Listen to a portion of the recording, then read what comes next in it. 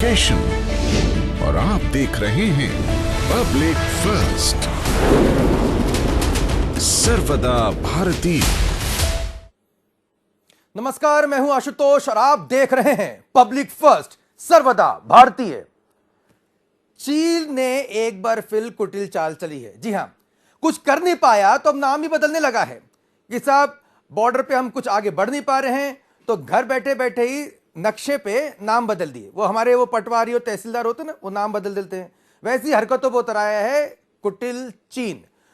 इतनी घटिया हरकतों को अंजाम देते देते अब वो इससे ना, अब तो खुराफाती टाइप का जो चीन, अब सपने में भी अगर कोई चीनी नाम देते हैं तो ऐसा लगता है कि कोई ऐसा कुटिल चाल चलने वाला कोई शख्स सामने बैठा होगा और वो चश्मा को नीचे करके कुछ कुछ वहां पे बना रहा होगा। क्योंकि फौज के सामने तो, भारतीय फौज के सामने तो खड़े हो नहीं पा रहे हैं।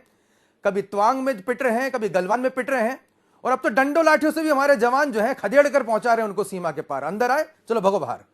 लेकिन चीन किन कुटिल चालों के पीछे आखिर बड़ी वजह क्या है? क्यों इस तरह की हरकतें करता रहता है और विश्व पटल पर हमेशा यह क्यों साबित करता रहता है, ये कोशिशों में क्यों लगा रहता है कि अरुणाचल प्रदेश का काफी बड़ा जो हिस्सा है वो चीन का है? असल में बॉर्डर है 3400 किलोमीटर की, लेकिन वो बोलता है नहीं साहब सिर्फ 2000 किलोमीटर की है। ये हरकतें क्यों हैं और चीन की इस कुटिल चालों के पीछे असल मकसद क्या है? क्या भारतीय सीमाओं को लेकर वाकई में सतर्क रहने की आवश्यकता है?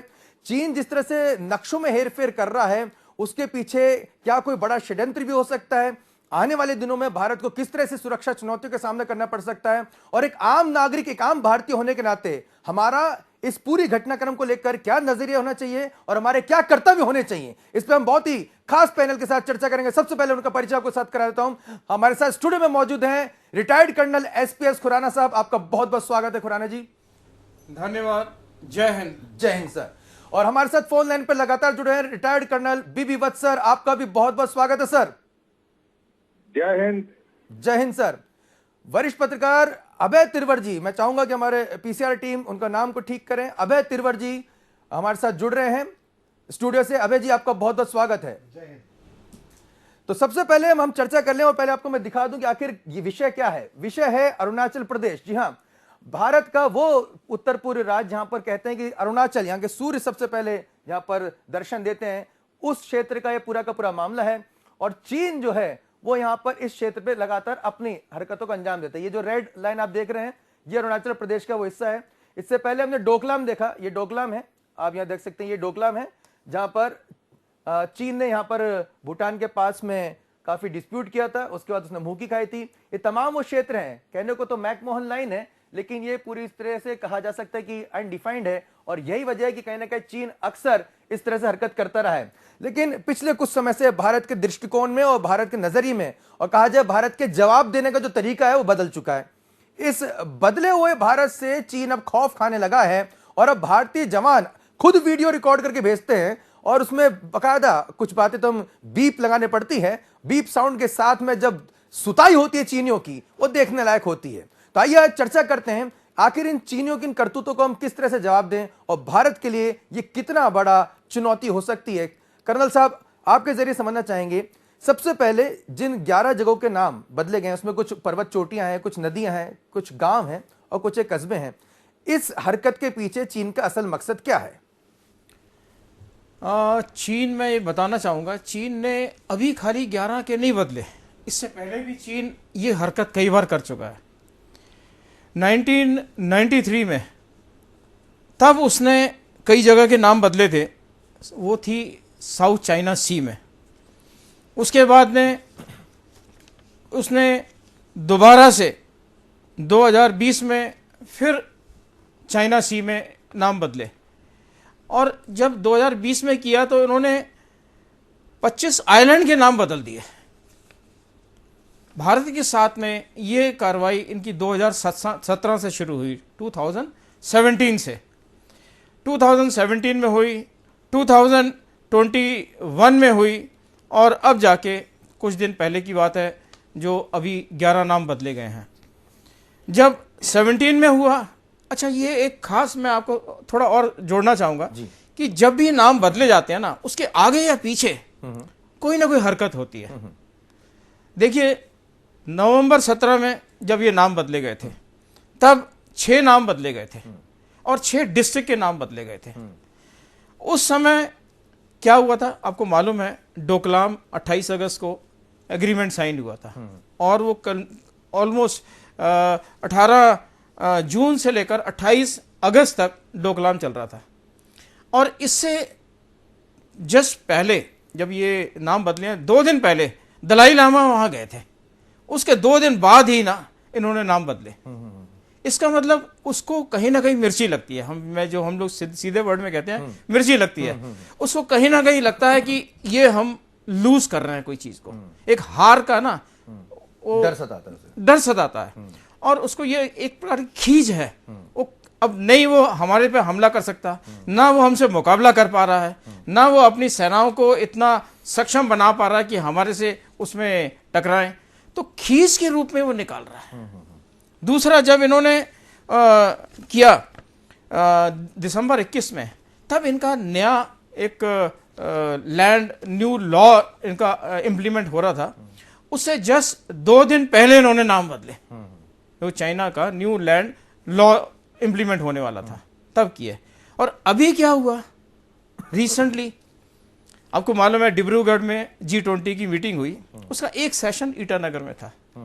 जस्ट फिर मिर्ची लगी कि कैसे इंडिया इंटरनेशनल कम्युनिटी को अरुणाचल प्रदेश में ला रहा है, और फिर उसने हरकत की है ये नाम बदलने की। कर्नल वत्स सर, भारत ने इसका बहुत ही स्ट्रांग प्रोटेस्ट किया है। भारतीय विदेश मंत्रालय ने साफ तौर पे कहा है कि चीन के नाम बदलने से कोई फर्क नहीं पड़ने वाला है, भारत का जो यथावत है, जो सच्चाई है वो सत्य की सत्य ही रहेगी।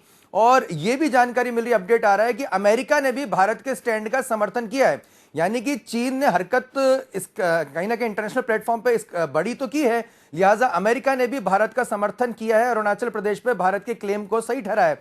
ये पूरे जियोपॉलिटिकल सिनेरियो को आप किस तरह से देखते हैं सर, इस 11 नाम बदलने पर? इसको थोड़ा सा बैकग्राउंड में देखते हैं। मैं इसको सेल्फ इन्फ्लिक्टेड कैजुअलिटी के तौर पर देख रहा हूं। 1950 से पहले हमारा चीन के साथ में कोई बॉर्डर ही नहीं था, और जब तिब्बत था तो एक बफर स्टेट था चीन और हमारे बीच में। लेकिन हमारे देश के उस समय के राजनेताओं ने उस समय के माने हुए अपने बड़े भाई चीन को तिब्बत नाम का बफर स्टेट गिफ्ट कर दिया, और हम उसको चाइना का हिस्सा मानने वाले सबसे पहले देश बने। आज उसी का नतीजा है कि चाइना हमारे को पूरे अरुणाचल प्रदेश से लेकर लद्दाख तक के जो बॉर्डर है उसके साथ में हर जगह हर वक्त तंग करता रहता है। तो ये एक सेल्फ इन्फ्लिक्टेड कैजुअलिटी है जो हमारे को उस समय की 1950s की गवर्नमेंट ने हमें विरासत में दी है। दूसरा पॉइंट, चाइना और यूएसए, आज साउथ चाइना सी का जो बातचीत हुआ उसमें चीन की जो मजबूरी है कि मलक्का स्ट्रेट से होते हुए उसको अपने मेन चाइना लैंड में जब जाना होता है तो बीच में अंडमान निकोबार के पास में हम उसको इंटरसेप्ट कर सकते हैं। आज यूएसए हमारा अलाई नहीं है, लेकिन यूएसए हमारे को हर चीन के खिलाफ करी गई कार्रवाई में साथ उसको देना होगा, नहीं तो जो 2 चाइना वाली पॉलिसी है, यानी कि जो ताइवान है, उसको सपोर्ट करने में बड़ा मुश्किल आ जाएगा। जब तक हम यूएसए के साथ मिलकर, और विशेष तौर पर जो क्वाड हमने बनाया है जी, उससे मिलकर साउथ चाइना सी के अंदर चीन के प्रभाव को खत्म नहीं करेंगे, तब तक हम उसमें हम अपने मकसद में कामयाब नहीं हो सकते। एक और बड़ी इंपॉर्टेंट चीज मैं आपके चैनल के माध्यम से बताना चाहता हूं कि कुछ दशक पहले साउथ चाइना सी नाम नहीं होता था, ये मलय सागर था। सर कौन सा सागर सर, एक बार फिर से बताएंगे? इसको ये एक रिसर्च हो रही है इस पर, और मैं भी उसका एक हिस्सा हूं कि साउथ चाइना सी नाम जो है वो 10 के आसपास में नहीं होता था। ये बाद में चीन ने इसको बनाया है। ये मलय सागर होता था। मलय सागर जो मलेशिया के दो हिस्सों के बीच का वाला जो सागर, तो इसलिए ये मलय सागर जो है, और इसका हमारे इतिहास में, हमारे संस्कृति के जो पुराने जो किताबें हैं उसमें इसका जिक्र आता है मलय सागर का। तो ये चीन की जो एक कूटनीतिक चाल होती है कि जगह को बदल करके जो मेन मुद्दा है उसको डिफ्लेक्ट करने का होता है। अब चीन अरुणाचल प्रदेश को तिब्बत उसका हो जाने के कारण पूरे अरुणाचल प्रदेश को अपना मान रहा है, और अगर मान लो अरुणाचल प्रदेश भी उसके पास में चला गया तो फिर वो नागालैंड को अपना मानेगा, फिर उसके बाद में असम को अपना मानेगा। तो ये एक जो उसकी विस्तारवादी नीति है उसका एक हिस्सा है। आज की जो गवर्नमेंट है, एक मजबूत गवर्नमेंट है, उसको हर क्षेत्र में, चाहे वो सेना के प्रभाव से है, चाहे वो डिप्लोमेटिक प्रभाव से है, और चाहे आर्थिक प्रभाव से है, ये उसको मुंह तोड़ जवाब दे रही है। हमारी नीतियां बिल्कुल सही चल रही हैं। जो G20 की जो मीटिंग हो रही है उससे हड़बड़ाकर उसकी जो हमारे को अच्छी जो प्रसिद्धि मिल रही है उससे घबराकर चीन ये हरकतें कर रहा है, करता रहेगा, लेकिन इससे कोई फर्क पड़ने वाला नहीं है। फर्क पड़ने वाला नहीं है। लेकिन अभय जी, हमारे देश में बहुत होल्ला मचता है कि हम अगर पुराने जो हमारे नाम है, जो वास्तविक सच्चाई के जो नाम हैं, जैसे प्रयागराज जब नाम किया गया, या अभी हाल ही में भोपाल, मध्य प्रदेश की राजधानी भोपाल के पास में इस्लाम नगर का नाम जगदीशपुर किया गया, या और भी कई ऐसे उदाहरण मिलते हैं जहाँ पर अभी हाल ही में मध्य प्रदेश के मुख्यमंत्री शिवराज सिंह चौहान का जो विधानसभा क्षेत्र है वहाँ पर नसरुल्लागंज का नाम भैरुंदा किया गया।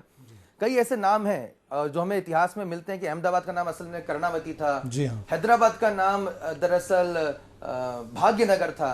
तो अगर हम इतिहास के पन्नों को खगालते हैं और सच्चाई की तरफ आगे बढ़ते हैं तो उसमें हो हल्ला मचा दिया जाता है। आज देखिए कितना कूटनीतिक तौर पर कितना महत्वपूर्ण ये विषय है कि जहां पर उसने 11 नाम बदले चाइना ने भारत की सीमा के भीतर, तो उसमें अमेरिका भी रिएक्शन दे रहा है, भारत भी स्ट्रांगली उसका कंडेम कर रहा है और अपोज कर रहा है। यानी कि नाम में बहुत कुछ रखा है। जी बिल्कुल बिल्कुल बिल्कुल। नाम देखिए, सबसे पहले तो मैं आपको धन्यवाद देना चाहूँगा इस बात के लिए कि आपने एक बहुत अच्छा मुद्दा उठाया है। मैं जहाँ तक समझता हूँ कि हम लोग लंबे समय से एक बात देख रहे हैं कि देश में या देश का मीडिया भारत और पाकिस्तान के छोटे छोटे मुद्दों को बहुत हाइप पर लेकर आता है, और आम पब्लिक के बीच में भी ये बातें ज़्यादा होती हैं, चाहे वो समाचार पत्रों के माध्यम से हो या नेशनल चैनल के माध्यम से हो या अन्य जो भी माध्यम संचार के हैं। लेकिन चाइना और इंडिया के बीच में जो मुद्दे होते हैं उनकी कम बात हो पाती है। लेकिन अभी हाल ही के दिनों में ये बदलाव आने लगे हैं। नाम की जहाँ तक बात कह रहे हैं तो नाम में बहुत कुछ रखा हुआ है। अब लगातार अगर अपन यही प्रयास वो करते रहेंगे और हम लोग उसको मानते रहेंगे, प्रतिकार नहीं करेंगे, प्रतिशोध नहीं करेंगे, प्रतिरोध नहीं करेंगे, तो ये आने वाले समय में फिर वो अरुणाचल का नाम बदल देंगे, असम का नाम बदल देंगे। अभी तो वो ये प्रायोगिक तौर पे मैं समझता हूँ कि ये शायद मानसिक लड़ाई वो लोग इस समय चाइना लड़ रहा है ज़्यादा देखा जाए तो। कर्नल साहब ने दोनों ने बताया है कि सामरिक महत्व को लेकर किस तरीके की उनकी जो रीति नीति है वो लंबे समय से चली आ रही है। जंगनान कहते हैं सर अरुणाचल प्रदेश को, जी जंगनान कहते हैं, जंगनान कहते हैं। तो वो धीरे धीरे ये एक तो उनका वो मुझे लगता है वो सर एक माइंड गेम चल रहा है इस समय देखा जाए तो। इंटरनेशनल लेवल पर अगर देखा जाए तो भारत की स्थिति पहले से कई गुना ज़्यादा बेहतर हुई है। हम लोग जहाँ तक फौज की बात करें, हमारे सामरिक महत्व की बात करें या हमारे सामरिक संसाधनों की बात करें तो अब बेहतर बदलाव आए हैं। दोनों लोगों ने ये कहा है, दोनों चूंकि जानते हैं, सामरिक के ज्ञाता हैं दोनों विशेषज्ञ, तो हम आज की तारीख में देखा जाए तो बहुत बेहतर पोजीशन में। चाइना हमसे लड़ने के बारे में 100 बार सोचेगा इस बार, क्योंकि हम अभी इस समय इंडिया कम नहीं है उनके सामने, क्योंकि नेतृत्व भी बहुत मजबूत है। और न केवल नेतृत्व मजबूत है, फौज की भी जो पॉलिसी वो बदली है इस मामले को लेके। पहले में जहाँ तक हम लोग जो देखते आए छोटे से लेकर अभी तक हमने देखा है कि हम लोग पहले जो हमेशा अक्सर हम डिफेंसिव पोजीशन में हुआ करते थे। हमेशा चाइना आक्रामक होता था और हम लोग हमेशा सुरक्षा के लिहाज से बयान भी सुरक्षा, बड़े नाप तोल के और बड़े नेताओं के भी जो बयान आते थे वो बड़े दबे छुपे बयान आते थे, और अक्सर ये कहा जाता था कि हम बिल्कुल बर्दाश्त नहीं करेंगे, हम देख लेंगे। लेकिन अब परिस्थितियां बदल चुकी है, हम देख रहे हैं, चाहे वो गलवान की घाटी हो, चाहे तवांग के अंदर हुआ हो मामले। लेकिन अब भारतीय फौज और भारतीय नेतृत्व लगातार आक्रामक हो रहा है। एक मुद्दा जरूर मैं आपके, चूंकि ये विषय अच्छा है, जिस तरीके से अभी हमने हाल ही में देश के गृह मंत्री को जम्मू कश्मीर के मुद्दे को लेकर बोलते हुए देखा है कि हम कश्मीर पूरा लेंगे, जो पाक ऑक्यूपाइड कश्मीर है उसको लेकर। हिंदुस्तान को मैं जहाँ तक समझता हूँ कि जो हिस्सा चला गया है इंडिया के पास से, जो चाइना के पास चला गया, उसको लेने के लिए उस पर प्रेशर बनाना चाहिए, चाहे वो अक्सर चीन का हिस्सा हो या और भी तमाम सारे चीज़ें हैं, उन पर प्रेशर बनाना चाहिए इस तरीके का कि हमको चाहिए, ये हमको चाहिए। हमारे साथ दोनों रिटायर्ड कर्नल साहब मौजूद में। पहले शुरुआत करूंगा खुराना साहब से। बहुत ही अहम बात यहाँ पे अभय जी ने सर अंडरलाइन की है कि जो पॉलिसी हम पाकिस्तान को लेकर फिलहाल हमारी बन चुकी है कि हम सब पीओके पे हम क्लेम कर रहे हैं कि भाई हमारा हिस्सा है, हम लेकर रहेंगे, वही अक्साई चीन को लेकर और खासतौर पर हम अपनी बॉर्डर को, अरुणाचल की तो बॉर्डर को जो है कहीं ना कहीं हम उसको सिक्योर कर रहे हैं, एडवांसमेंट तो हम भी नहीं कर रहे हैं वहां पे चाइना के साथ में, तो ये क्या दिक्कत है? देखिए, एक चीज़ तो आपको मानना पड़ेगा, आजकल युद्ध ना खाली वेपन से नहीं हो सकता, मिसाइल से नहीं हो सकता, आजकल युद्ध हो गया इकोनॉमिक्स का। चाइना है 14 ट्रिलियन इकॉनमी, हम अभी 5 ट्रिलियन इकॉनमी है। हम कितना वॉर वेस्टेज रेट देख सकते हैं, ये भी हमको देखना पड़ेगा, क्योंकि हम एकदम डिसीजन नहीं ले सकते। हम पाकिस्तान से कई गुना ऊपर हैं, हमारा अपर हैंड है इकोनॉमिक्स पॉइंट ऑफ व्यू से, हम उस चीज़ को देख सकते हैं। ये नहीं कि हम चाइना के साथ नहीं कर रहे हैं। देखिए, हमारी पॉलिसी क्या है, 12 दिन की मिलिट्री एक्सरसाइज हुई थी इंडिया और चाइना की, इंडिया और यूएस की, उत्तराखंड के ओली में एक जॉइंट ट्रेनिंग हुई थी। अभी नई 3 दिन की कलाई कोंडा वेस्ट बंगाल में, यहाँ पर 3 दिन की एयर एक्सरसाइज हो रही है। अब मानिए एयरक्राफ्ट उड़ेंगे, पूरा वहाँ से चक्कर मारेंगे, अरुणाचल प्रदेश पूरा जाएंगे कि, और सब कंसेप्ट भी यही है, चाइनीज़ एग्रेशन होगा तो क्या होगा।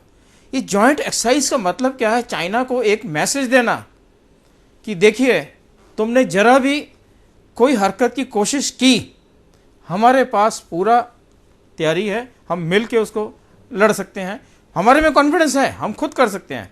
बट यदि सपोर्ट, जैसे आपको मालूम है कि आज यूक्रेन और रशिया की वॉर 1 साल से ज़्यादा खिंच गई, यदि ऐसी सिचुएशन आ जाए तो हमें सपोर्ट भी मिलेगा कंट्री से, क्यों हम उस तरह की जॉइंट एक्सरसाइज कर चुके हैं।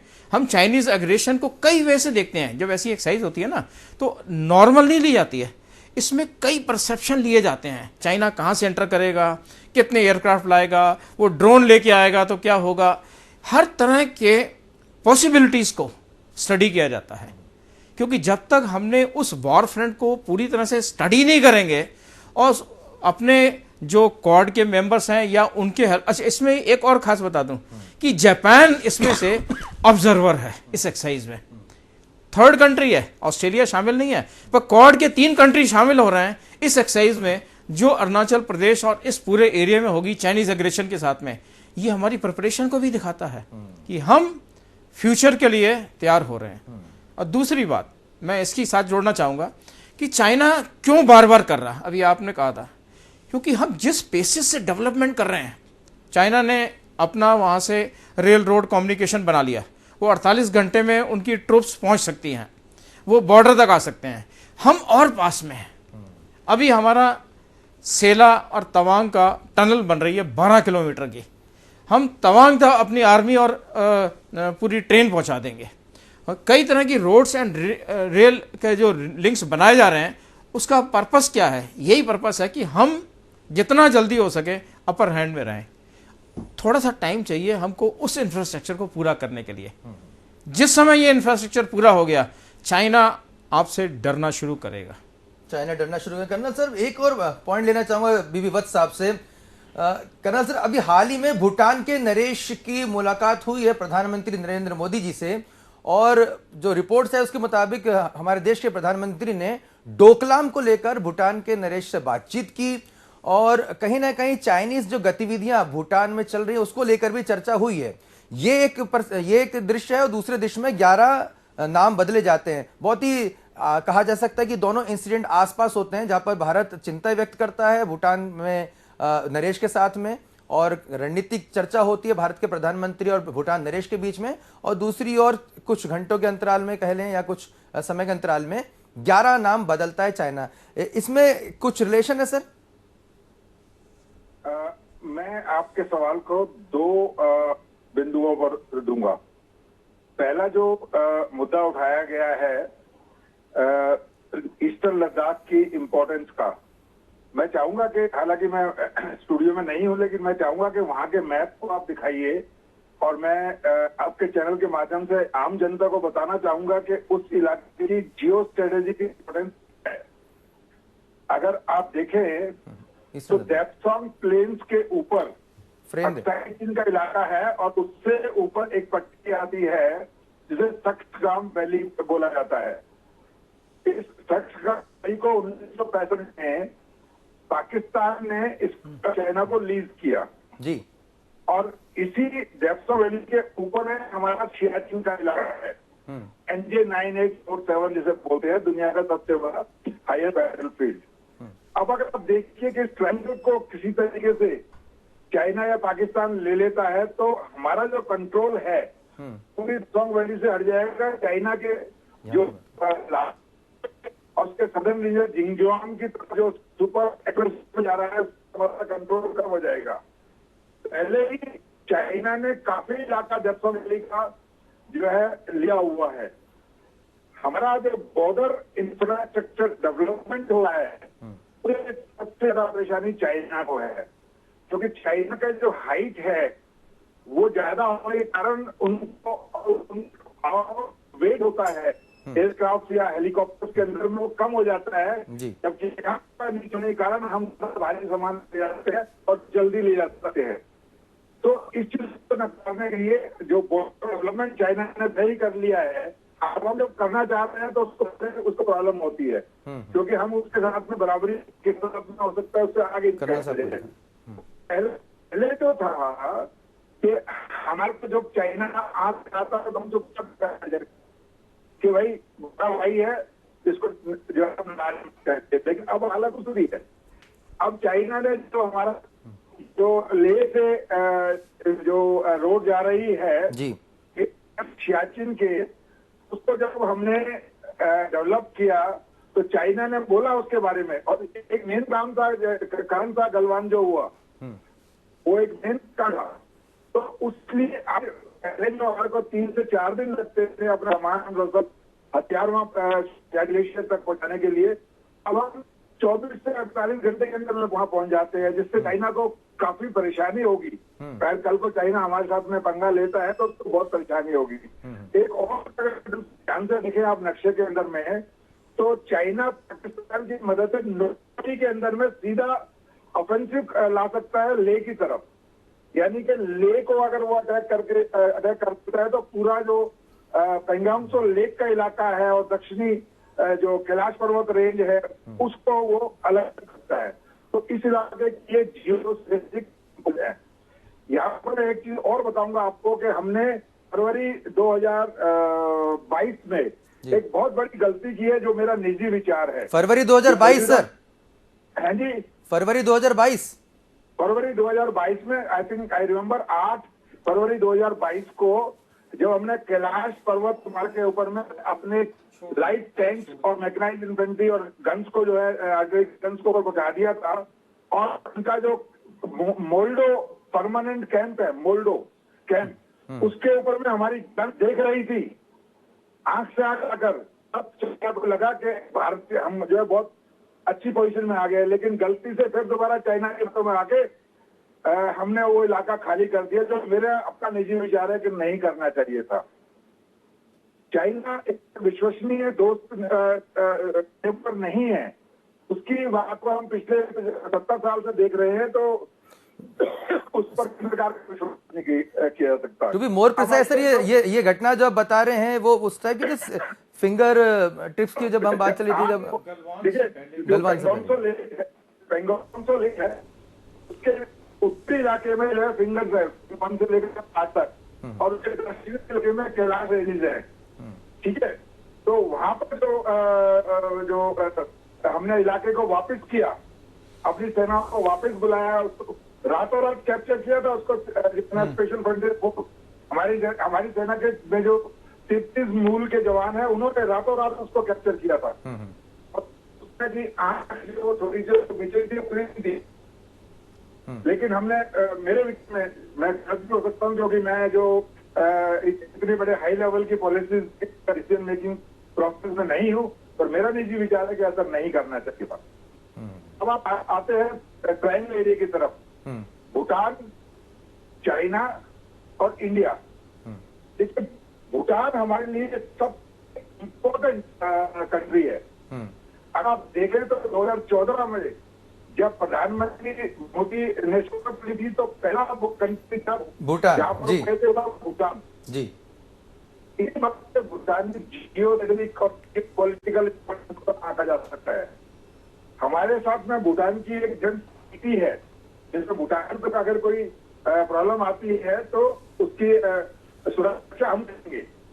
लेकिन चाइना चाह रहा है कि किसी भी तरीके से भूटान को और नेपाल को वो एक बफर स्टेट से हटाकर अपने प्रभाव में ले ले, ताकि भारत के ऊपर में जो है वो और ज्यादा मजबूत तरीके से अपनी बातों को मनवाने के लिए मनवा सके। जो ट्रायंगल एरिया है वो भूटान का एरिया है, लेकिन क्योंकि हमारी नीति है तो इसलिए हमारा वहाँ फर्ज बनता है कि हम भूटान की मदद करें। और सबसे इम्पोर्टेंट चीज ये है कि जो चिकन नेक एरिया है जी, न्यू जलपाईगुड़ी का एरिया जो है, जो बांग्लादेश और न्यू जलपाईगुड़ी एरिया के बीच में है, वो सिर्फ 40 किलोमीटर का उसका हवाई रेंज है। तो लॉन्ग रेंज मीडियम आर्टिलरी की रेंज में आ जाता है। तो इलाके की पूरी जियो स्ट्रेटेजिक इंपॉर्टेंस को मैंने समझाने की कोशिश की है। नहीं, बहुत ही महत्वपूर्ण बात आप यहाँ पे बता रहे हैं और ये हैरान कर देने वाली बात है कि स्ट्रेटेजिकली, हालांकि निश्चित तौर पर भारतीय सेना इस पर ज्यादा बता सकेगी, लेकिन स्ट्रेटेजिकली वाकई में हमारे लिए भी बहुत सेटबैक है कि हमने 2022 में, क्योंकि 1962 का तो हम दंश झेल रहे हैं, अगर 2022 में भी अगर हमको पीछे हटना पड़ रहा है तो ये क्यों हटना पड़ रहा है? क्योंकि अब तक तो हम ये कह सकते हैं कि सब तब हमारा पॉलिटिकल लीडरशिप। नहीं, हम पीछे नहीं हटे। हमने चाइना की बातों में आकर और चाइना जैसे हम बातचीत के जो है जो डेप्सम वाला जो प्रॉब्लम है या दूसरी प्रॉब्लम को सॉर्ट आउट करेंगे, उसकी बातों में आके हमने उसको खाली कर दिया, स्वयं खाली किया। अच्छा, सौंपा नहीं है अभी, मतलब अभी चाइना को हैंड ओवर तो नहीं है, चाइनीज फोर्स वहां पर तो कैप्चर तो नहीं कर सकते ना चाइना के। अच्छा, नो मैंस लैंड हो गए, फौजें अपनी हटा ली। Okay, it's converted into no man's land sir. Yes, और ओके, तो एक जो हाइट की पोजीशन हमने रातों रात हमारे परिंदे फोर्स के जवानों ने उस पर अपने हथियार चढ़ा दिए थे और मोल्डो कैंप डायरेक्टली थ्रेटन कर दिया था, उनका परमानेंट कैंप है मोल्डो कैंप। तो उस स्थिति से हम थोड़ा पीछे हो गए हैं। ठीक है, 2 कदम पीछे। सर अब ये अभय जी, यहाँ पर पॉलिटिकल लीडरशिप की बात, अब चूंकि कर्नल साहब वत्स साहब ने क्लियर किया कि हमने अभी हैंडओवर नहीं किया, कोई उसको सौंप नहीं दिया है, सिर्फ वहां से हमारी फौज हटी है, नो मैंस लैंड है, यानी कि अगर भारत चाहे तो वापस उसको अपनी फौज वहां पे तैनात कर सकता है। बिल्कुल हमारा इलाका है, हमारे कब्जे में, मतलब अंडर अटमोस्ट कंट्रोल सर, मैं कह सकता हूँ। बिल्कुल जी। एक सवाल यहाँ पे चूंकि पॉलिटिकल बात आ रही है, अभय जी आपके जरिए हम समझना चाहेंगे कितना फर्क पड़ता है, क्योंकि हमने अब तक ये हम प्रतियोगिता दर्पण में या इंडिया टुडे में हम ये पढ़ते थे कि चूंकि ब्रह्मपुत्र नदी पे बांध चाइना बना रहा है जी, चाइना पूरी तरह से कभी भी भारत को जो है बाढ़ के पानी से डुबो सकता है, उत्तर पूर्व को पूरी तरह से पानी से सराबोर कर सकता है, चाइना की सड़कें बन रही, चाइना की ट्रेनें बन रही और हम कुछ नहीं कर सकते, चाइना के हम कुछ नहीं कर सकते, और चाइना के दम पे पाकिस्तान उचकता था हमारी लोकल भाषा में जी। तो अब इसमें कितना परिवर्तन आप देख पा रहे हैं और कितना लंबा समय लगा जब हम गलवान जैसी झड़प पे देखते हैं, जब हम तवांग में देखते हैं, जब भारतीय फौज के जो जाबाज रणबांकुर हैं वो चाइनीज बम की तरफ फोड़ते हैं। देखिए, निश्चित रूप से राष्ट्र में जो इस समय सरकार है वो बहुत मजबूत है और इसकी शुरुआत मैं समझता हूँ कि अटल बिहारी वाजपेयी के समय से होने लग गई थी। एक मजबूत निर्णय जो होने चाहिए थे, जो राजनीतिक इच्छा शक्ति की जो जरूरत होती थी, राष्ट्र के लिए जरूरत होनी चाहिए थी, उसमें बदलाव तो आने लगे थे। और यहाँ तक आते आते काफ़ी कुछ नेशनल इंटरनेशनल लेवल पर जो इंडिया के जो, जैसे हम देखते हैं कि पहले हम सिर्फ रसिया पर डिपेंड थे, कुछ भी बात होती थी, कोई वेपन्स चाहिए होते तो हम सिर्फ रूस पर जाते थे या हम इंग्लैंड से हथियार खरीदते थे। और वो भी वो हथियार खरीदते थे जो वो लोग जो रिटायर कर दिया करते थे ना, जैसे एक विक्रांत करके जो था वो गौरव है ना, उसको बाद में जो है जब रशिया ने उसको छोड़ा तो फिर हमने उसको लपका और इसके बाद वो हमारे यहाँ भी सेवा में रहा। तो पहले हम रसिया पर डिपेंड होते थे, फिर धीरे धीरे हमारे साथ ये होने लग गया कि हम हमारे साथ अमेरिका के साथ में भी हमारे समझौते बेहतर होने लगे। आज हम उनसे भी हथियार ले रहे हैं। इजराइल के साथ में भी, चूंकि पहले की गवर्नमेंट जो थी वो कुछ विशेष वर्ग को प्रसन्न करने के लिए जो दूसरी कंट्रीज थी, जैसे कि जो मुस्लिम कंट्रियां थी, उनके साथ में थोड़ा सा गैप बनाकर चलते थे। फिलिस्तीन की वजह से चलते थे, क्योंकि उनके फिलिस्तीन के साथ काफ़ी अच्छे ताल्लुकात थे। हमारे यहाँ जो यासिर अराफात थे उस समय के, वो हमारे कई राष्ट्र की जो बड़े बड़े कार्यक्रम हुए उनके अंदर उनको चीफ गेस्ट के रूप में भी बुलाया गया। आप देख लेंगे इनमें दूरदर्शन में जो इंटरनेशनल अफेयर का प्रोग्राम आता था उसमें यासिर अराफात की तस्वीर, बिल्कुल यासिर अराफात की तस्वीर भी आती थी और यासिर अराफात बड़े बड़े नेताओं के साथ गले मिलते हुए और हैंड शेक करते हुए भी दिखते थे।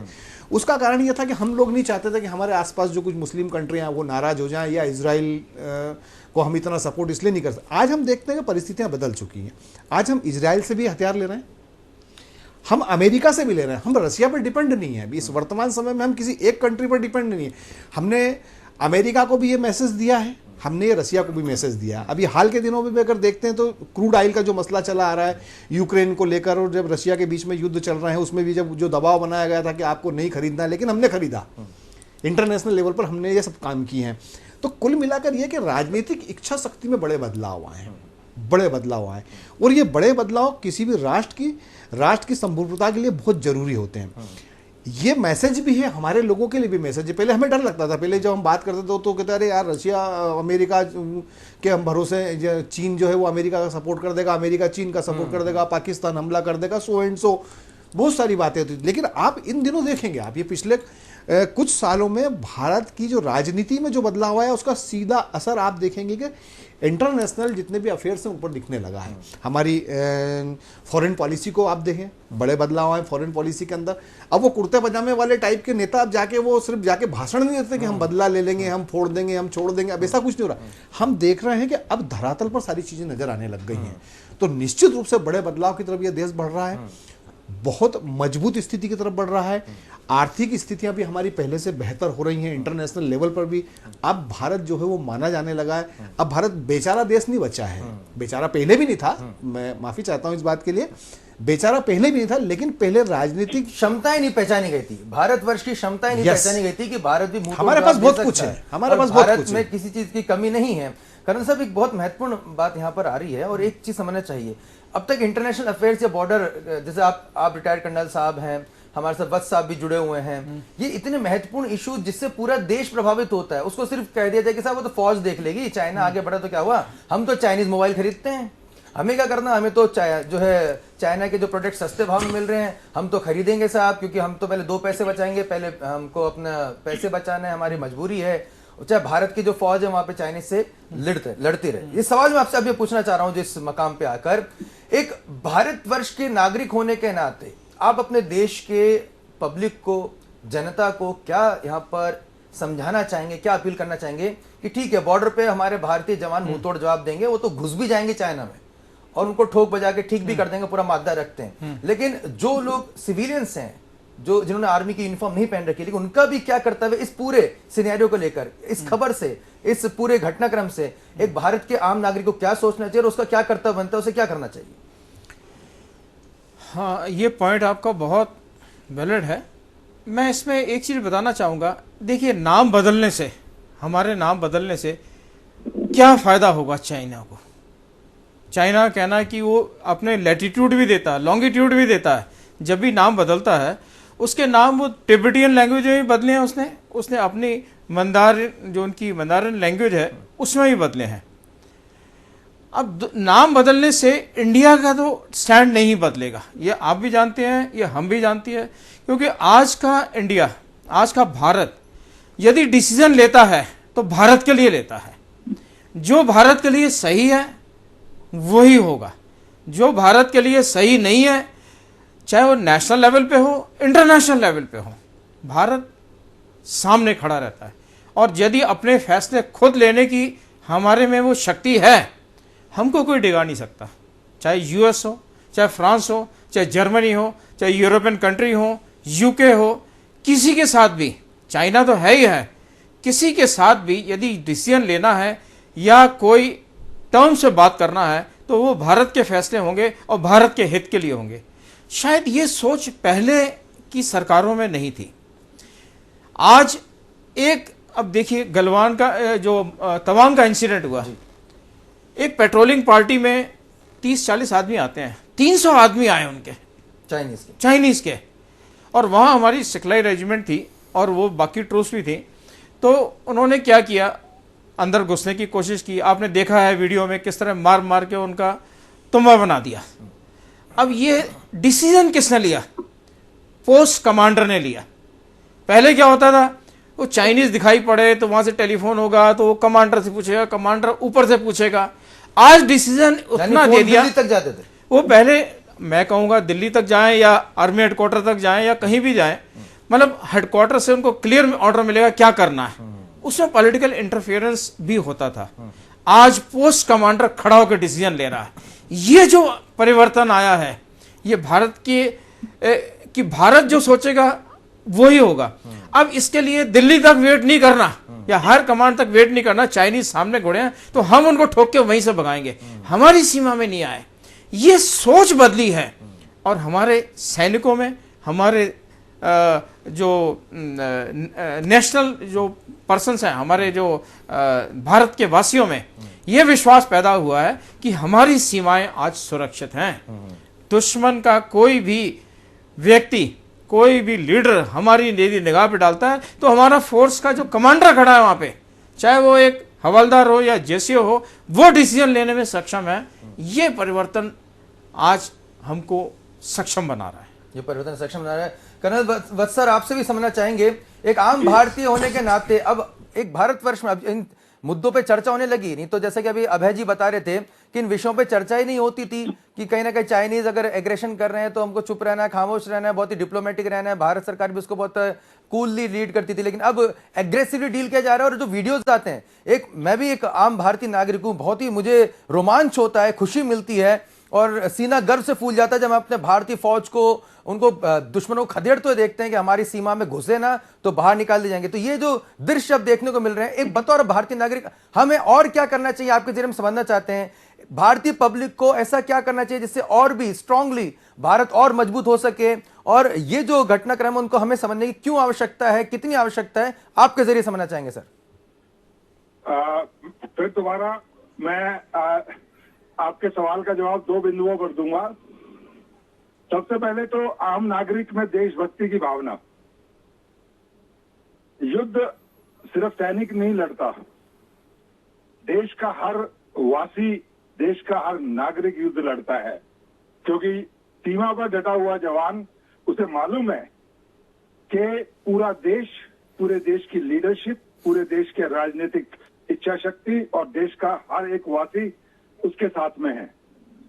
तो जो पेट्रियटिज्म की भावना है वो बहुत जरूरी है। और इसके लिए हमारे आपके माध्यम से एक वो जो प्रोग्राम हुआ था कि अगर ऐसी स्थिति आती है कि हमारे देश की सेनाओं को अपने दुश्मन को मुंह तोड़ जवाब देने के लिए बॉर्डर की तरफ कूच करना पड़े, तो उनका जो मूवमेंट है वो फुल स्विफ्ट होने के लिए, तेज होने के लिए बीच में बाधाएं नहीं आनी चाहिए। और उसको रोकने के लिए हमें हर देशवासी को जागरूक रहना पड़ेगा, उसके बारे में सोचना पड़ेगा, उसको जानना पड़ेगा। दूसरा पॉइंट जो मैं आपको बता रहा था कि तिब्बत के बारे में, देखिए बलूचिस्तान जो है एलटी होने जा रहा है अगले 2-3 साल के अंदर में। ये मैं आप बड़ी शिद्दत से बोल रहा हूं। सिंधु देश के बारे में भी लोग सोचने लगे हैं और हमारे देश के जो राजनीतिक नेता है उसके बारे में सोच रहे हैं। लेकिन वक्त आ गया है कि अब हमें जो तिब्बत चाइना ने लिया हुआ है उसकी आजादी के बारे में भी बात करनी चाहिए। जी जी, तिब्बत बड़ा भाई नहीं है, सॉरी चाइना हमारा बड़ा भाई नहीं है, अगर छोटा नहीं तो बराबर का भाई है। और जब उसने तिब्बत को 1954 में एनेक्स किया और हमने उसको जो है गिफ्ट में दे दिया उसको, और 1300 किलोमीटर की जो बॉर्डर लाइन हमने अपने आप बना ली उसको, थिंक इससे स्ट्रॉन्ग लीडरशिप सेंटर में नहीं हो पाएगी। और वक्त आ गया कि तिब्बत को आजाद कराने का, मेरा ऐसा सोचना है। बिल्कुल बिल्कुल सर, तिब्बत को आजाद कराने की कहीं ना कहीं हमारा कर्तव्य बनता है, और सिर्फ धर्मशाला में देने से कुछ नहीं होगा, पूरी की पूरी शाला हमें लेनी पड़ेगी, तभी चाइना को उसी की दुशाला में लपेट सकेंगे हम लोग। अभय जी, आपसे हम आखिरी सवाल में लेना चाहूंगा, बहुत ही महत्वपूर्ण बात यहाँ पे कर्नल साहब ने कही है। एक आम भारतीय नागरिक होने के नाते उन्हें पहली बात ये वहां पे समझाइए कि भाई रीइंफोर्समेंट जब हमारी फौज के लिए होना है, जब रसद पहुंचाई जानी है, अगर मान लीजिए बॉर्डर पे कोई डिस्प्यूट होता है और जंग छिड़ जाती है, तो भारत की सेनाओं से, क्योंकि जो भी राशन जाएगा, जो भी रसद जाएगी, सेना जाएगी, मूवमेंट होगा, वो हमारे शहरों से होकर गुजरेंगे, हमारे गांवों से होकर गुजरेंगे, तो कहीं ना कहीं छोटी छोटी गलियों के जरिए या अतिक्रमण के जरिए कहीं ना कहीं बहुत समय से ये टैक्टिक्स चल रही है कि जो हमारी जो स्ट्रेटेजिकल लोकेशंस हैं वहां पर जो है अवरुद्ध पैदा किया जा चुका है, अतिक्रमण किया जा चुका है।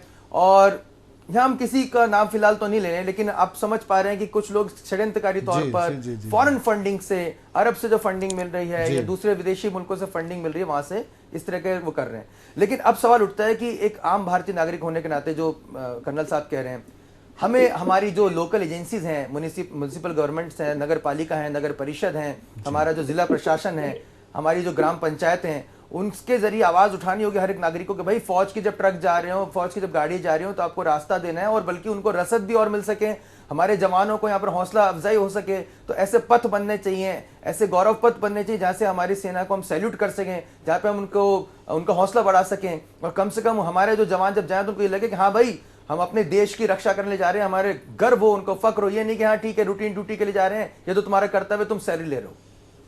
देखिए, कर्नल साहब ने एक तो बहुत अच्छी बात कही तिब्बत को लेकर। मैंने पहले भी कहा था कि हमारे जो फॉरेन पॉलिसी उसमें ये बदलाव तो आना चाहिए, प्रेशर वाला जो काम है वो करना चाहिए। तिब्बत को आज़ादी मिले, इस बात के लिए गवर्नमेंट को इसके प्रयास करने चाहिए, और जनता से भी आवाज़ आनी चाहिए। सिर्फ गवर्नमेंट ही ये क्यों करे, आप और हमें भी आवाज़ उठानी चाहिए, चाहे वो मीडिया का माध्यम हो या पब्लिक का माध्यम हो। कहीं ना कहीं इसका ये दबाव तो उसके ऊपर, चाइना के ऊपर आएगा। तिब्बत का मसला अगर हम पकड़ लेते हैं, जैसे कि हमने अभी जम्मू कश्मीर वाला पकड़ रखा है, जो POK वाला मामला है, इसी तरह तिब्बत वाले मामले को भी हमको प्रेशर बनना चाहिए। कनेक्ट तो हो ही नहीं पा रहे हैं हम बेचारे तिब्बती जो है, जब अपनी रोजी रोटी चलाने के लिए जब गर्म कपड़े बेचने के जो टेंट लगाते हैं, तो उनको चाइनीज बोलते हैं। मतलब एक अजीब सा हमारा वो है कि कनेक्शन ही नहीं है। नॉर्थ ईस्ट के हमारे जो अरुणाचल के, नागालैंड के, मिजोरम के, मेघालय के जो हमारे भारतवर्षी आते हैं, उन्हें जब वो दिल्ली या प्लेन एरिया में आते हैं, हमारे मध्य भारत की तरफ आते हैं, तो उनको चाइनीज बोल के उनका जो है हम खुद ही उनसे डिस्कनेक्ट कर देते हैं, तिरस्कृत कर देते हैं। बहुत लोगों को क्या है, मंगोल जो चेहरे जितने हैं उनको लोगों को चाइनीज ही दिखती है, नेपाली दिखते हैं। लोगों को ये समझ में नहीं आता है कि ये सारे लोग वो नहीं है जो वो समझ रहे होते हैं। इसके लिए भी आपने बात, ये छोटी लेकिन बहुत बड़ी बात है कि लोगों को ये समझ में आनी चाहिए, हमारे लोगों को समझ में आनी चाहिए। इसलिए आनी चाहिए, आप फिल्में देखते हैं जब फॉरेन के हीरो हीरोइन में वो देख लेते हैं, दिखने में तो दाढ़ी आपकी भी है, दाढ़ी सबकी है, और दाढ़ी वहाँ पे पाकिस्तानी की भी है, और दाढ़ी उसके आगे अफगानिस्तान की भी है। तो जब उनमें डिफरेंशिएट कर लेते हैं कि हिंदुस्तानी कौन है, पाकिस्तानी कौन है, अफगानी कौन है, तो कहीं ना कहीं हमारे देश में भारतवर्षी रह रहे हैं, कहीं ना कहीं नॉर्थ ईस्ट पे होगा हमारा फोकस कम रहा है। तिब्बत को लेकर तो और जरूरत है। होगा आने वाले समय में जो बदलाव आ रहे हैं वो निश्चित रूप से धीरे धीरे हो रहे हैं, लेकिन हो रहे हैं बदलाव। लोगों की जो पॉलिसी या लोगों का जो नजरिया है वो, इसको बदलाव तो हम देख रहे हैं, इसमें कोई दो राय नहीं है। पहले तिब्बती लोग आते थे तो हम लोग बोलते थे चाइनीज आ गए, लेकिन आजकल हम देखते हैं कि शहरों के अंदर उनके जो वुलन के मार्केट लगते हैं, तो उसके अंदर वो अपनी मांगों को उसके अंदर आगे रखते हैं, वो लोगों से मिलने जाते हैं, वो खुद मूवमेंट चलाते हैं कि भाई हमको तिब्बत आज़ाद करवाना। तो लोगों को समझ में आने लगा, ऐसे नहीं कि समझ में नहीं आ रहा है, बदलाव तो हुआ है। आपने बात की कि जनता को क्या करना चाहिए। जब मुझे नहीं लगता कि कभी जीवन में ऐसे हालात कभी बनेंगे कि युद्ध जैसे हालात तो बनते, लेकिन युद्ध होने की संभावनाएं बहुत ज़्यादा तो मुझे नहीं दिखती, क्योंकि आजकल युद्ध दूसरे तरीके से लड़े जा रहे हैं, आर्थिक तरीके से लड़े जा रहे हैं युद्ध। कर्नल साहब ने भी कहा कि युद्ध जो है अब दूसरा तरीका बदल चुका है युद्ध लड़ने का। फिजिकली युद्ध या आमने सामने के युद्ध की संभावना है अब हमेशा दोनों राष्ट्र बचते हैं, चाहे वो छोटा हो चाहे बड़ा राष्ट्र हो। लेकिन आपने जो बात कही कि हमारी जो डिप्लॉयमेंट है, अगर मान लो युद्ध होता है तो ऐसे में हालात, तो आप ये देखेंगे इन दिनों पूरे देश में सड़कों का जाल बिछ गया है, बाईपास जाल, बड़ा चौड़ी सड़कें बनने लग गई हैं जो पहले कभी नहीं थी। आप देश में कहीं पर भी चले जाओ, किसी भी कोने में चले जाओ, आप यहाँ से लेके आप कहीं तक भी चले जाओ, किसी भी एरिया में आप जाके देखोगे तो बहुत चौड़ी सड़कें बनने लगी है। खासतौर से चाइना बॉर्डर के आसपास की स्थिति तो बहुत अलग तरह की हो गई। वहाँ तो बड़ी बड़ी सुरंगें, बड़े सड़कों के निर्माण कार्य होने लगे हैं। पाकिस्तान की साइड पर भी काफ़ी कुछ होने लगा है। तो अब मुझे ऐसा नहीं लगता है कि देखो युद्ध होता तो जनता तो साथ में खड़ी हो जाती है, फौज की वो तो सैल्यूट करती है, वो जनता कभी ये नहीं बोलती है कि साहब आप जा रहे हो तो हम रोकेंगे आपको, बल्कि वो रोकने का कोई दुस्साहस कर भी नहीं सकता है उसके लिए। तो जनता तो हमेशा फौज के साथ होती है, फौज का सम्मान करती है, फौज को सैल्यूट करती है। तो ईश्वर नहीं करे कभी ऐसे हालात होंगे, अगर ऐसे हालात होते हैं तो देश का बंदा, एक एक बंदा जो है वो फौज के साथ ही खड़ा होगा, ऐसा मेरा मानना है। चलिए ऐसा हम भी उम्मीद करते हैं। इसमें मैं दो और चीज ऐड करना चाहूँगा जी, यदि आपकी अनुमति हो जी तो। बिल्कुल सर। जैसे अभी कहा कि युद्ध नहीं है, आप ये मान के चलिए कि चाइना अपनी इकोनॉमी को डाउन नहीं होने चाहेगा। चारों तरफ से चाइना अभी इंटरनेशनली घिर रहा है, क्वाड तो उसमें एक हिस्सा भी है। और जैसे कर्नल वत्स जी ने कहा था कि ना उनका मलक्का स्ट्रीट से पास हो रहा है, चाइना को मालूम है उसका वीक पॉइंट है उसका वहाँ से। दूसरी बात, हम अपना इंफ्रास्ट्रक्चर पूरा तैयार कर रहे हैं, ये भी एक घेरने की तकनीक है। चाहे हमारा वेस्टर्न साइड हो या हमारा ईस्टर्न साइड हो चाइना के साथ में, मतलब लेह लद्दाख का साइड हो या हमारा उत्तराखंड से साइड हो या हम ऊपर से मिलते हों इनके साथ अरुणाचल प्रदेश से।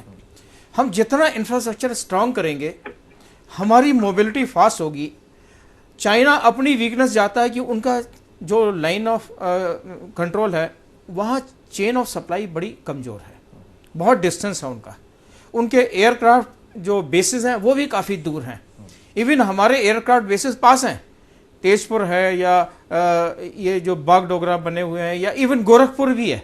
लड़ाई के समय ये सारे एयरक्राफ्ट यूज़ होंगे, तो हम बहुत जल्दी उनके पास पहुंच सकते हैं और उनको रिफ्यूल लेने के लिए या रिप्लेसमेंट लेने के लिए या उनको एम्यूनिशन लाने के लिए सब दूर पड़ेगा। चाइना अपनी वीकनेस के कारण लड़ाई नहीं करेगा, ये उनको मालूम है कि यदि फुल फ्लैज वार होती है चाइना को चेन ऑफ जो उनका सप्लाई है उसमें रेजिस्टेंस फील होगा। वो अपना लॉजिस्टिक बेस भी बनाएंगे, सब कुछ बनाएंगे, पर आजकल आपने देखा ड्रोन के अटैक में सब डिस्ट्रॉय कर दिए जाते हैं। फिर वहां कहां सफर करेगा, उसके पास सप्लाई आना बहुत मुश्किल है, जो कि हमारे पास से आसान है। और यदि इनका ट्रेड रुक गया मलक्का साइड से तो चाइना की 80% इकॉनमी बैठ जाएगी और ये चाइना कभी सह नहीं पाएगा। आसपास कितने दुश्मन पाल लोगे, जितने दुश्मन और पालोगे तो हर दुश्मन काटेगा इसको। इसलिए चाइना बड़ा सेफली प्ले कर रहा है, तो छोटियां फुलझड़ियां सी ऐसे दिखाना चाहता है कि मैं कुछ हूं, बट एक्चुअल में वो एक कहना चाहिए कि शेर की खाल में भेड़िया है। मैं कहूंगा शेर की खाल में भेड़िया है। बिल्कुल, आप सभी ने बहुत ही महत्वपूर्ण यहाँ पर चर्चा में हिस्सा लिया। मैं कर्नल बीबी वत्स साहब का बहुत बहुत धन्यवाद दूंगा, आप फोन लाइन पे जुड़े, आपने समय निकाला। कर्नल सर आपका बहुत बहुत धन्यवाद। Jai Hind sir. Colonel SPS Khurana साहब का भी हम बहुत धन्यवाद करना चाहेंगे, आप हमारे साथ जुड़े। जय हिंद सर। और वरिष्ठ पत्रकार राजनीतिक विश्लेषक अभय तिवारी जी का भी बहुत बहुत धन्यवाद देना चाहेंगे, आप हमसे जुड़े, आपने अपने विचार साझा करें। तो दर्शकों, चाइना को लेकर हमारा ये खास एपिसोड आपको कैसा लगा, आप और कुछ क्या जानना चाहते हैं हमें जरूर बताइएगा। और हम इसी तरह से स्ट्रेटजी के विषयों को आपको इंडिया फर्स्ट प्रोग्राम के जरिए लगातार तमाम मुद्दे लाते रहेंगे। तमाम जो हमारे अधिकारी हैं उनके विचार भी आपसे साझा करेंगे। लेकिन एक बात जरूर मैं कहना चाहूंगा, जिस इकोनॉमी की बात यहां पर लगातार की जा रही है, जिस अर्थव्यवस्था की बात लगातार की जा रही है कि भाई जिसके पास जितना ज्यादा पैसा होगा, सीधे शब्दों में, वो उतना ही ताकतवर मुल्क होगा। और अगर हम अपनी इकोनॉमी को, अपने पैसों को विदेशों तक भेजेंगे, अगर हम अपने पैसों को अमेरिका के कंपनीज को देंगे या हम चाइनीज कंपनी को देंगे या किसी विदेशी कंपनी को देंगे और ये सोचकर करे ये अमीर हो जाएगा, हमारा देश का ये व्यापारी वो अमीर हो जाएगा, ये सोचकर, तो कहीं ना कहीं हम अपने ही जड़ें खोद रहे हैं। जिस आत्मनिर्भरता की बात हम कर रहे हैं, जिस सोने की चिड़िया जिसकी बात की जाती रही है, वो दौर था जब भारतवर्ष का प्रोडक्ट्स, भारतवर्ष के जो उत्पाद थे वो पूरे विश्व भर में जाते थे। ये वो दौर था जिसके प्रमाण आज भी आप देख सकते हैं कि कहीं पे भी विश्व में कहीं पे भी खुदाई होती तो मंदिर निकलते हैं, तमाम जो वैभव निकलता है वो वैभव कहीं ना कहीं वापस से सहेजने की जरूरत है। और उसके लिए आप और हमें सभी को आत्मनिर्भर बनना होगा, आप और हमें लगातार मेहनत करनी होगी और कहीं ना कहीं भारत के ही जो प्रोडक्ट्स हैं उन्हें हमें आगे बढ़ाना होगा, भारत के युवाओं को आगे बढ़ाना होगा, भारत के तमाम वो जो हस्तशिल्प, हथकरघा, वो तमाम जो व्यापार उद्योग उन्हें आगे बढ़ाना होगा। और कहेंगे तभी हमारा भारत समृद्ध बनेगा। और फिर ये चीन और पाकिस्तान तो बहुत छोटी बात है। इन तमाम पहलू पर हम चर्चा करते रहेंगे। देखते रहिए पब्लिक फर्स्ट, सर्वदा भारतीय।